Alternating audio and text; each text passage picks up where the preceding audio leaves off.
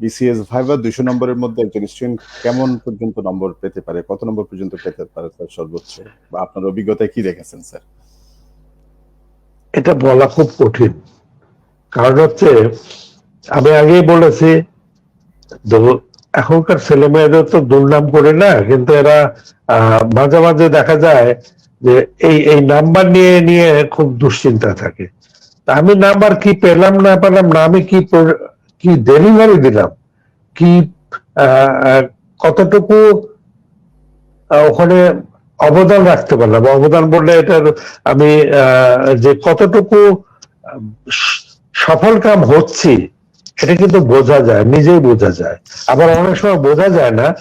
Board মেম্বাররা একটা প্রশ্ন করলেন, সেই প্রশ্নের একটা উত্তর আমার ক্যান্ডিডেট দিল, ক্যান্ডিডেট উত্তর দেওয়ার পরে সেই উত্তরটা সঠিক হলো না ব্যাঠিক হলো না ঠিক হলো না, বা এটা হবে না এরকম হবে, এই বিষয়ে বোর্ডের কোনো সদস্য মুখ খোলেন না, বলেন না, মন্তব্য সাধারণত করেন না, কিন্তু নাম্বারে এর প্রতিফলন ঘটে। অনেকে বলে না যে আমাকে ফেল করা দিচ্ছে, আমি এত ভালো বাইরে দিলাম তাও আমাকে নাম্বার কম দিয়েছে। আমার নাম্বার কম দিয়েছে মানে আমার উচিত ছিল হওয়া, কিন্তু হয়নি। এরকম তো অনেক ছেলে মেয়ে বলে। কিন্তু রিটেনে কি করেছে, এটা পরের রেজাল্ট থেকে রিটেন প্লাস ভাইভা, এটা খেয়াল রাখতে হবে। প্রিলিমিনারি শেষ হয়ে গেছে গেছে, ওটার দরকার নাই, কিন্তু রিটেন প্লাস ভাইভা, রিটেনের পরে একটা নম্বরও যাতে আমি বেশি পাই সেই যুদ্ধটা করে যেতে হবে। আমি আরেকজনের চাইতে 1-2 বেশি পাবো, এই বেশি পাওয়ার সংগ্রামটা কিন্তু ভাইভাতে এখানে রাখতে হবে।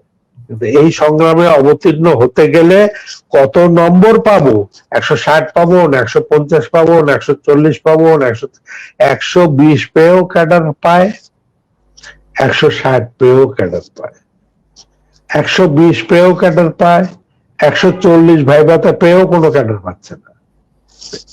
এর অনেক রকম ব্যাপার আছে। অর্থাৎ এখানে রিটার্নের সঙ্গে 140 যোগ হলে একটা ভালো ক্যাডার হয়তো পেয়ে গেল, রিটার্নের সঙ্গে রিটার্ন ভালো 110 পেল, বা একটা ক্যাডার নাও হয়ে যেতে পারে, যেটা আগে আমি একটু উচ্চারণ করেছিলাম। সেখানে আমি আমি কত পার্সেন্ট পেতে পারি, রিটার্নে 60-70% পর্যন্ত হয়তো পেয়ে যেতে পারে। ভাইভাতে দেখা যায় মোটামুটি 50-55-60% নাম্বার অনেকেই পায়, 60%, 65%ও পেয়ে যায়, 65%ও পেয়ে যায়। আবার যদি আরো ভালো হয় তাহলে 80% পর্যন্ত পেয়ে যেতে পারে। এটা নির্ভর করে, খুবই এক্সট্রাঅর্ডিনারি হলে 80-85% পাওয়া বিচিত্র নয়। কিন্তু এই জায়গাটা আমি প্রথমেই বললাম যে ডেলিভারির বোর্ড, আমার প্রেজেন্টেশনের বোর্ড, আমার উপস্থাপনা, আমাকে নিজেকে তুলে ধরার উপর নির্ভর করবে। এখানে নাম্বার কি পেলাম না পেলাম সেটা বোর্ডের কনসিডারেশন। বোর্ড যদি মনে করে এক্সট্রাঅর্ডিনারি, বোর্ড বোর্ডের মতো দেবে। আর বোর্ড তো বোর্ড ভারী করতে পারে। বোর্ড 3জন মানুষ মিলে, 3জন এক্সপার্ট মিলে কিন্তু আলোচনা করেই নাম্বারটা দিচ্ছেন, কেউ এককভাবে নাম্বার দেন না। ওখানে বোর্ডের মেম্বাররা নিজেদের মধ্যে আলোচনা করে ছেলের এই বা মেয়েটার এই গুণ, এই দোষ, এই ত্রুটি, এই সমস্যা, সুতরাং এটা এই হতে পারে, এটা এই হতে পারে, তার ডিসকাশন করে একটা নাম্বারে চলে আসে সিদ্ধান্ত। 3জনে মিলে তো স্যার একই নাম্বার দেন, একই নাম্বার।